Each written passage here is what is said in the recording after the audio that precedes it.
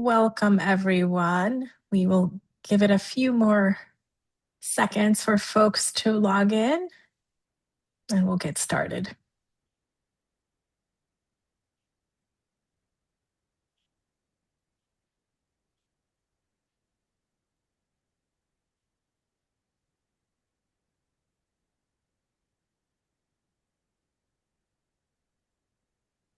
All right, we will give folks some time to trickle in as we get started. So welcome again, everyone. This is the second SAFE webinar series. My name is Ariadna Pere, and I am one of the co-chairs of the Subcommittee on Accessibility, Fellowship, and Engagement, otherwise known as SAFE. For those of you that might not be familiar with our subcommittee, we are under the membership committee, and our goal is to foster a professional community where all members have equal opportunities to continue, contribute, grow, and thrive while advancing consultation-liaison psychiatry through care, education, and scholarship that addresses the needs of economically, educationally, and medically disadvantaged populations. Today, we are hosting the second webinar in our three-part series. If you missed the first one on treatment disparities in perinatal psychiatry, inequities across treatment environments by Anique Forrester, you can access it on the ACLP website under ACLP webinars, the 2026 webinars, and it's under July 15th. We do have our third and final webinar on September 23rd at 12:30 again. And the title is Importance of Practicing Consultation-Liaison Psychiatry with Cultural Humility. And that will be presented by Dr. Vanessa Spearman McCarthy. With that, it is my pleasure to introduce today's speaker, who also happens to be my partner in crime and co-chair of the SAFE subcommittee, Dr. Deepika Sundararaj, who is presenting on increasing accessibility in academic presentations. Dr. Sundararaj, over to you. Thank you so much. I'm going to share my slides. Welcome, everybody. Thank you so much for joining us. I'm so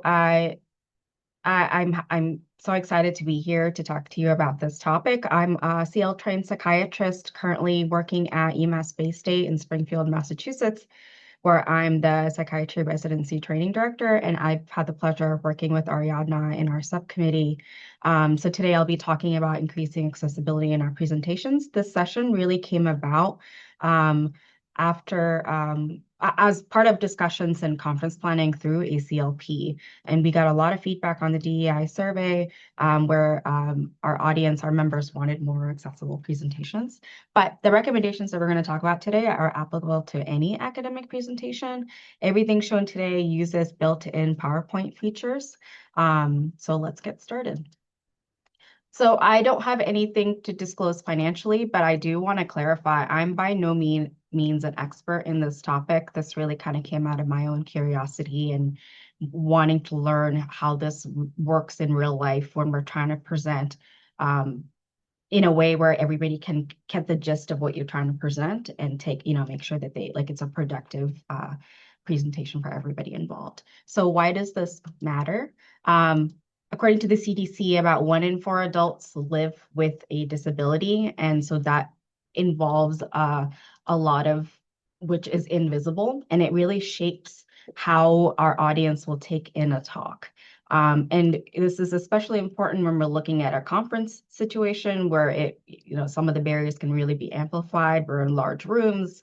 We might be jet lagged. Audiences are sometimes following virtually on their phones. So we really want to make sure that whatever we design, it's universal in nature. So the same fixes that help a colleague with low vision can also help the person in the back of a large ballroom. So the objectives for today is to talk about how to begin with the good structure, good foundation when we're building our slides. Things that we need to take into consideration when we actually design them, visual aspects of kind of enhancing the talks we're doing.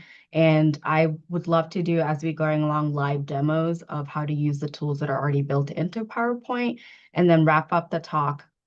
And by kind of talking about practical aspects of actually doing the talk itself and then sharing it before and after. So when we're looking at the term accessibility for a PowerPoint presentation, this means that people should be able to perceive, navigate, and participate in every talk that we're doing. So to perceive, that means are we able to use meaningful visual content that is also be able to be perceived in different ways through text, labels. This also includes the colors we choose, the font sizes, animation, everything that we include should be added with some level of intentionality. Is everybody who's in the audience, are they able to navigate through our slides with ease? And part of that includes considering screen reader tools, so we'll talk about that today. And then are we being inclusive in everyone's ability to participate? So thinking about captions and transcripts and things like that. So we'll start with the build. So starting with the actual structure of the slides. And before I can fully go into this, I just want to kind of introduce, for those of you who are not familiar, what screen reader tools are. So this screen reader tool is a software that reads on-screen content out loud or it turns it into a braille display for people with visual impairment. So it literally converts it into speech of what is in the file. It reads the file's reading order, but not necessarily the visual layout that we might want the people to read it in. It can't interpret images, screenshots, or it can't give meaning to certain things that are, displayed with color or just position. So we're going to be talking about how to keep the screen reading tool in mind when we're building our slides.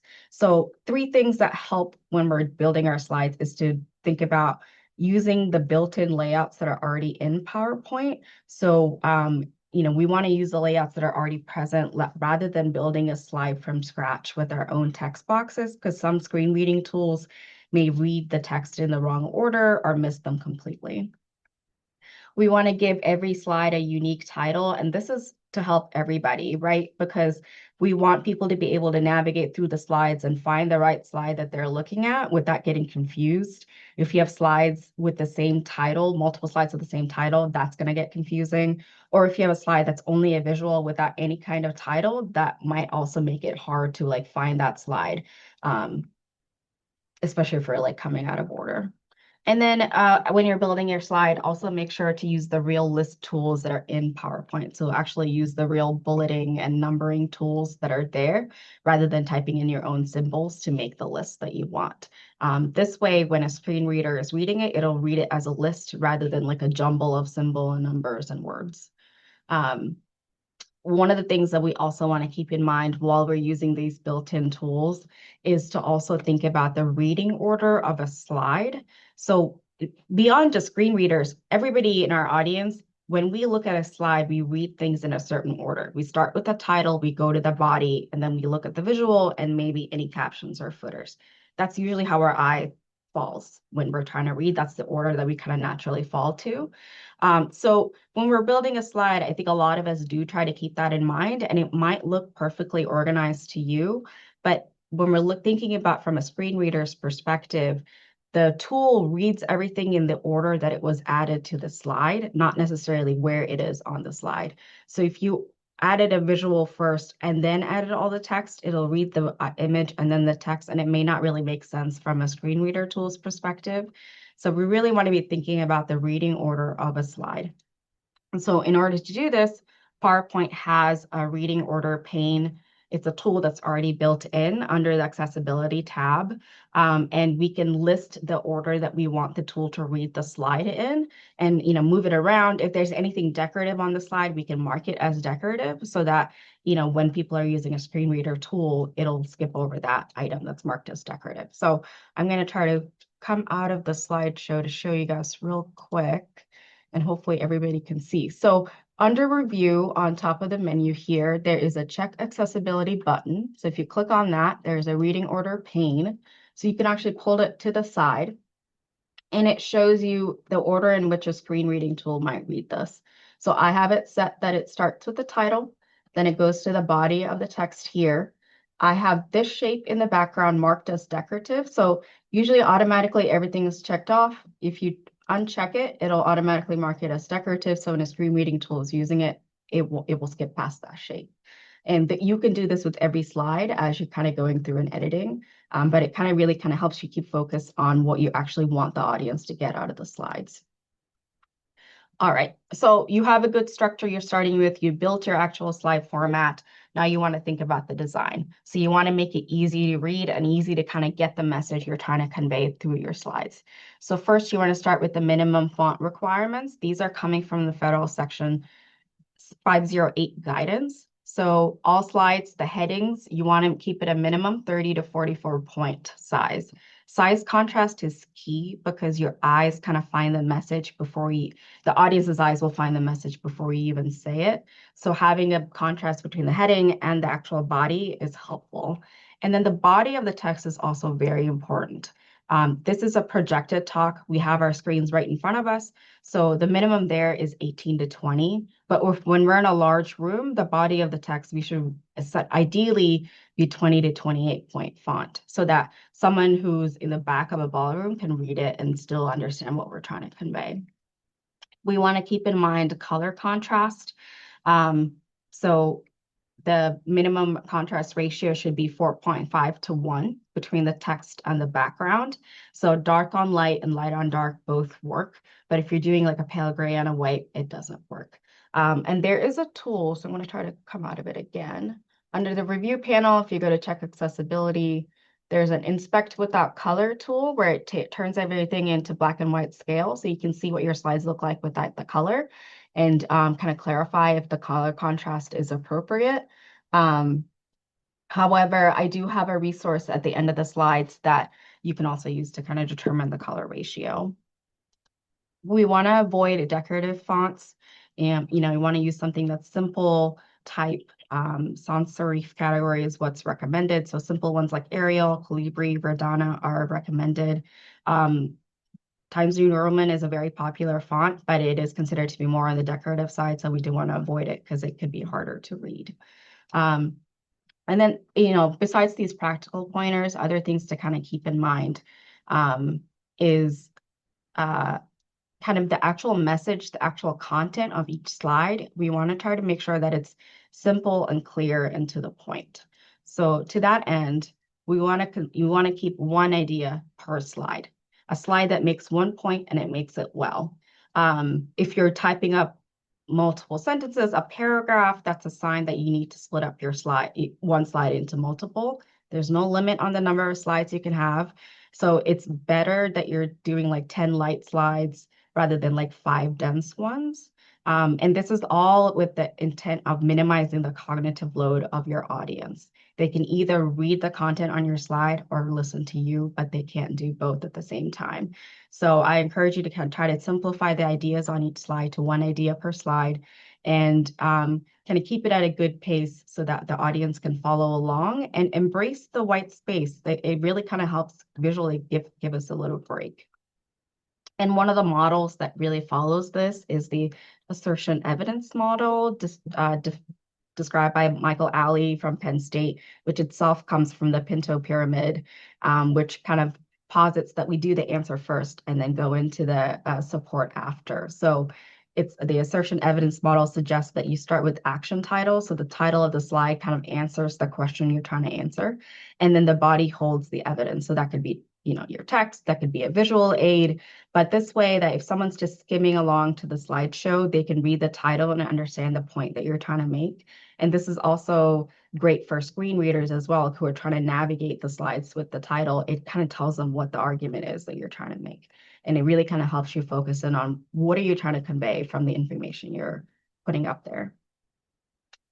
So besides the actual content itself, like you really want to think about the visuals that we're using. Every image needs to have some other way to kind of convey the key point that you're trying to make.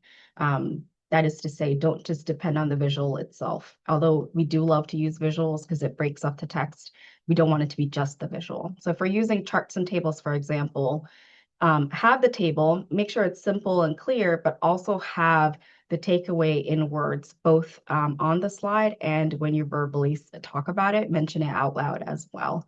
So that it's like, you don't want to just assume that by putting up an image or a chart or a table, everybody's going to understand the point you're trying to make. You want to make sure you're being clear about the point.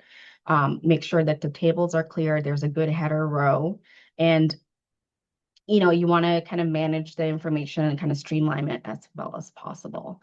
The other thing to kind of keep in mind is to never just use color to emphasize what you're trying to say. I love using color, but you do want to remember that roughly 1 in 12 men and 1 in 200 women have color vision deficiency. So if you're going to be using color to emphasize, you want to add a second cue with it. So that could be a text label, a shape, an icon. So they have two different things kind of emphasizing rather than just color alone.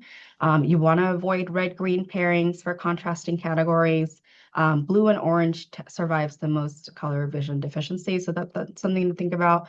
The other kind of drawback of using only color to carry or emphasize is to kind of consider if we were to print it out or project it, the color might alter. So that's something to think about. So an example of this is, something like this, where I'm trying to emphasize the status both by color, but also with a symbol and a label. So if I were to put this in grayscale, you still know what I'm trying to convey with the symbols and the words. And along the same lines, if you ever have a chart with like lines on it describing different things, you want to make sure those lines are labeled not just with the color key, but also maybe with the symbol, so it's easy to follow what the chart is trying to say. Another way to kind of add descriptors to the images that we're using is a feature called alternative text. The intent of this tool is to help provide a descriptor for a screen reader tool. So for someone with visual impairment who's using a screen reader tool, that tool will know what to read instead of just kind of skipping over this image that might be that's just kind of there. It might just skip over. But if you add an alternative text description, and you want to do this for every picture, chart, smart art graphic, any shape that is meaningful on your slide, you want to make sure there's an alternative text description. This should be a simple 1 to 2 sentence, and it shows what it is and why it's there. If you're finding that you're needing to write a paragraph to describe what it is, then it's probably indication that either you put it in the slide text, you add it to the slide notes, or hand it out as a separate handout. Alt text isn't really the place to do like full paragraph descriptions. So our second demo is I can show you where this feature is. So any object that you have when you're editing a slide, you can right click, and there should be an option to view alt text. So you click on that and it will let you write in like 1 to 2 detailed sentences. So for this slide, I want if I had an image on this slide, for example, I would want to add a descriptor. If I don't want the screen reader to use it, again, I can mark it as decorative. So the second slide is, I'm going to go back to that image I used earlier. I can highlight all of this and try to add alt text. But if I do it and then I realize like I'm really having to expand on my explanation for like what this is, then I should, instead of using alt text, I can just write it out on the slide or write it out in detail in the notes or what have you. But it is an option. And again, it's something that you can have on the slide. Microsoft also has the ability to give you AI generated alternative text.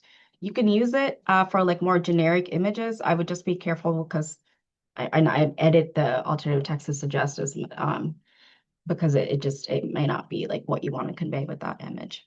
And last but not least, kind of rounding up all the tools that are available on PowerPoint, you want to think about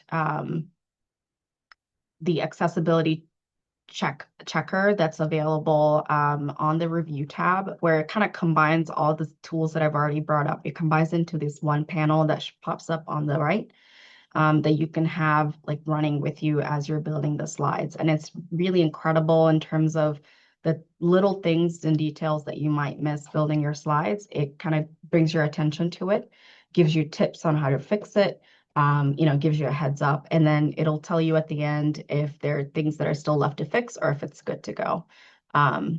So again, if you go to the review tab and you just click on the person, the check accessibility feature, it brings up this whole tab, and then it'll bring up this accessibility assistant on the side. And it has all of these features that it's reviewing for you as you build your slides, and it kind of give you suggestions. and you can restrict it to just the slide you're looking at or all the slides in the presentation. And it's really helpful, but it's something that I found benefit kind of tinkering around, but this is a great feature that is built in with PowerPoint that I suggest that you use every slide that you're building. So the final component that you really want to be thinking about is then you've built your slides, you're ready to go. So how are you actually going to present the material and deliver it to your audience? So there are certain factors that you want to keep in mind as you're kind of sharing the material. So if you're ever using just links for something, for resources or references, instead of posting the raw URL or just like posting something like click here, you want to change it into a descriptive link. So you can, you can type in a word describing what the link is for, double click, and then add a hyperlink in so that you can have a descriptive link so that those who are clicking on the link know what they're clicking on. And then separately, you can have a reference slide at the end with all the URLs available for print if needed. Always consider captioning your media. We have Zoom here that can do automatic captions for us, that can do transcripts. But PowerPoint also has a subtitles feature that you can turn on, and I'll show you kind of how to do that in a different slide. But you want to consider having a different path to the same content. If there's a way to provide transcripts for your presentations, that's also really helpful. Zoom can do transcripts for us. And for ACLP conference, we will have the option to provide captions for our audience. ACLP is working on having that feature available for everybody. And really the key facet to think about when we're sharing our materials is to share in advance. Having the slides available in advance so that people can review and prepare for any assistive technology that they might need is incredibly helpful. For the ACLP conference, we do have deadlines for posting our slides ahead of time. Deadline varies anywhere from September to end of October, depending on the type of presentation that you're posting. But, it's not just meant to be like homework. This is really essential to make sure that we're helping our audience prepare with the material that you are trying to present as much as possible. So having this PowerPoint slides uploaded is required, but it's also essential. And you can also upload handouts alongside it that can supplement the material that you're trying to present. And then we also want to think about, so we built it on PowerPoint, how do we export it in a way that the accessibility features that you've worked on don't get removed? And I have a separate slide that shows how to do that. So there is a demo for subtitles. So again, it's available on the accessibility tab where you can click always use subtitles, or you can go to slideshow and click subtitles here. So that's one way to make sure. You always want to have the subtitles coming up below the slide so you have you're not covering the content, but this does require a microphone and internet connection.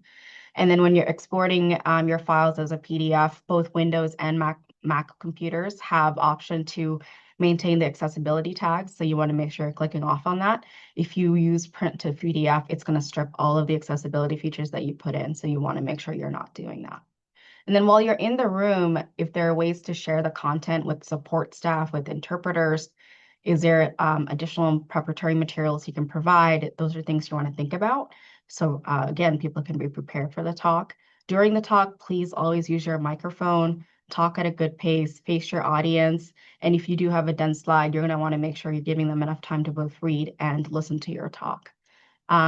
And describe everything that you're saying. If you're going to post a visual, we want to make sure there's a text describing the visual, alternative text describing it, but also when you're going over that slide, you're verbally also describing as well. So you want multiple ways to present that information.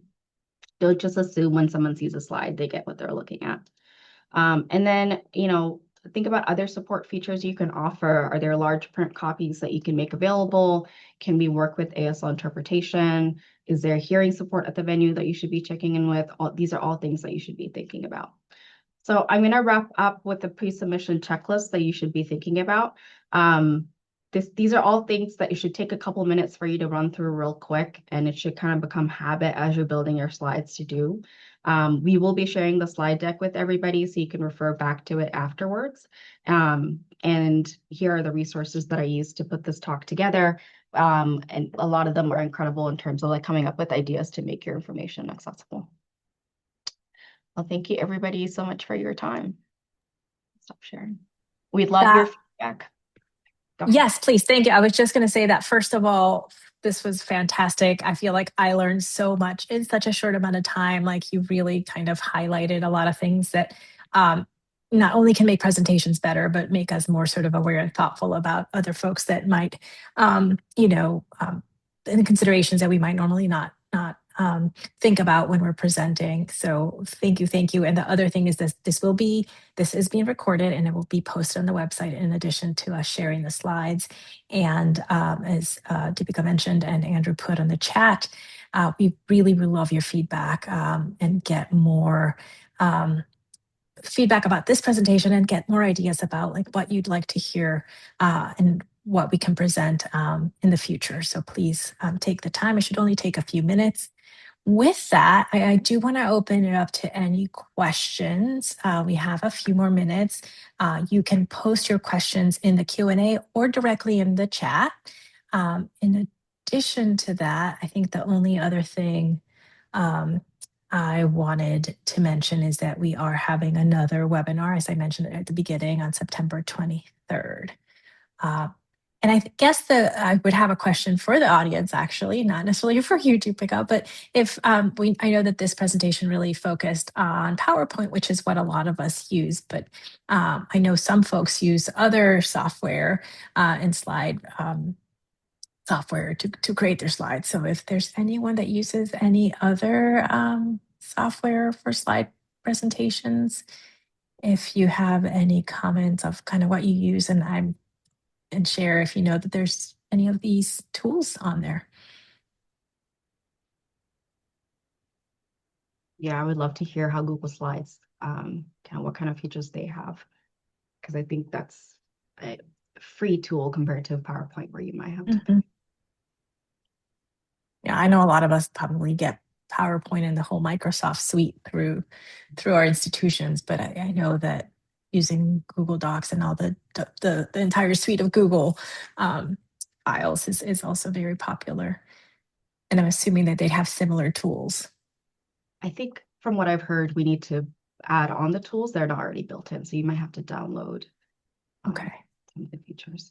But Nafisa in the comments mentioned some presenters have used Canva. And yes, the Microsoft Word should have the same accessibility features as PowerPoint. Yeah, I think the entire Microsoft suite has that, which is a really great feature that I never really knew about, and I'm really looking forward to taking advantage of going forward. All right. Well, if there aren't any other questions, we really appreciate you coming and joining us today, and looking forward to seeing you again on September 23rd. And thank you again so much, Deepika. Thank you, everyone.